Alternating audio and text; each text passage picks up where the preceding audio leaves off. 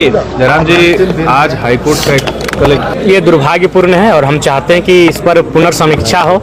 इसलिए हो क्योंकि निजी क्षेत्र की जब हम बात करते हैं तो निजी क्षेत्र में एक सवाल आता है कि निजी क्षेत्र का मतलब क्या होता है। निजी क्षेत्र का मतलब होता है उद्योग, निजी क्षेत्र का मतलब होता है प्लांट, निजी क्षेत्र का मतलब होता है किसी जमीन पर कोई कल कारखाना स्थापित हो। अब सवाल बनता है कि कल कारखाना के लिए जमीन भारत ने नहीं दिया है, पूरे भारत के लोगों ने नहीं दिया है, बिहार, उत्तर प्रदेश, महाराष्ट्र, गुजरात के लोगों ने जमीन नहीं दिया है, जमीन केवल झारखंड के लोगों ने दिया है। तो वहां तो सौतेला व्यवहार बिल्कुल नहीं होना चाहिए। वहाँ 75 क्या, अगर 100% भी कोई रिजर्व करता है तो बुरा नहीं है। इसलिए बुरा नहीं है क्योंकि वह जमीन उनकी एकमात्र पूंजी है, वह जमीन उनका एकमात्र सहारा है। लेकिन आप एक नियम लेके आते हैं, एक कल कारखाना स्थापित होता है और क्षण भर में वो सारी जमीन सरकार एक्वायर कर लेती है किसी कंपनी को देने के लिए।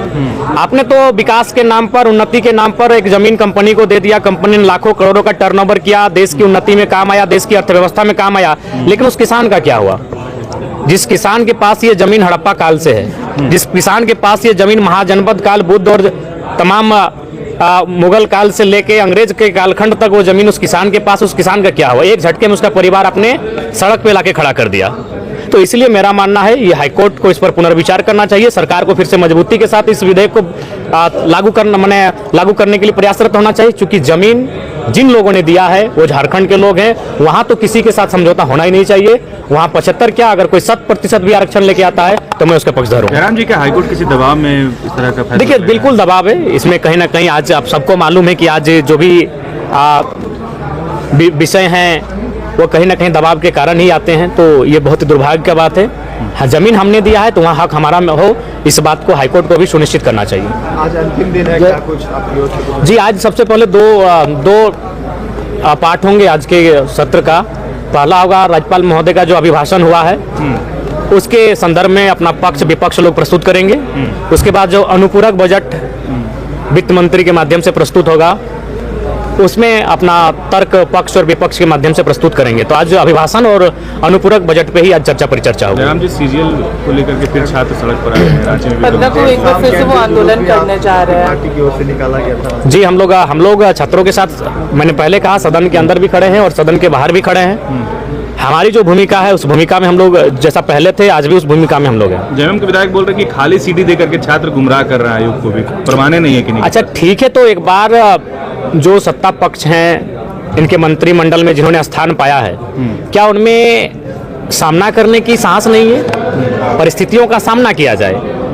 आपको अगर लगता है कि छात्रों के एविडेंस, तर्क अगर बेबुनियाद हैं तो आप सामना करके उनको क्लियर कीजिए ना। अगर अगर आपको लगता है आप सांच हैं तो सांच को आंच कैसा जांच कीजिए। सांच को आंच नहीं होना चाहिए, उसकी जांच होनी चाहिए। और मैं आज फिर इस बात को सदन में उन दो विषयों के बीच इस विषय को मैं ऐड करके उठाने का प्रयास करूंगा। जी, ठीक ठाक रहा, अच्छा ही रहा जी, ठीक ठाक रहा। तो जयराम महतो देखिए किस तरीके से जो है विधानसभा के अंदर जो है जा रहे हैं, खाली पैर ही जो है उनका जाने का अंदाज जो है काफी निराला है। तो ऐसा उपहार है, इसको ऐसा फ्री करके बालू को ये उपलब्ध कराने का काम करे। और सरकार ऐसा थोथी दलील देने से कोई काम नहीं होगा। लेकिन इनको जनता है, इनको ये विश्वास जिता करके सरकार बनाने का मौका दिया है, इसलिए इनको ये जनहित में बालू को उपलब्ध करा करके निर्माण कार्य शुरू कराना चाहिए।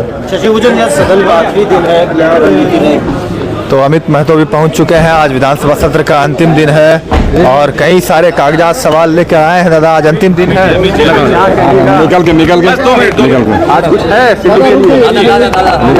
क्या? निकल के बहुत टाइम है, बोल दीजिए ऐसा कौन विषय उठाना नहीं। आज अनुपूरक बजट जो हमारा लाया गया उस पर चर्चा है, उसकी जो मांगे हैं उसको लेकर, और राज्यपाल महोदय का जो अभिभाषण आया है उस पर परिचर्चा है। अमित जी सीजीएल के मुद्दे पर जो है आप लोगों ने लाठीचार्ज करवा दिया शुरुआत में ही। अभी सरकार बनी और लाठीचार्ज के साथ शुरुआत हुई, हरियाणी लोगों पर लाठीचार्ज हुआ है। जी बिल्कुल, इसी विषय को लेकर मैं भी कहना चाहता हूँ कि सबसे पहला जो दायित्व बनता है और जो तरीका होता है, कहीं न कहीं उचित माध्यम जो हमारा बनता है वहाँ पर रखना चाहिए था। और ऐसे अचानक कहीं पर किसी को कानून को तोड़ने का भी प्रयास नहीं करना चाहिए, हमारा ये मानना है। और साथ साथ हम भी चाह रखते हैं कि जो भी परीक्षाएं आयोजित हो बेहतर तरीके से उसका सफल तरीके से उसका रिजल्ट आए, प्रकाशित हो और जो सक्षम जो योग्य उम्मीदवार हैं वो चुने जाएं।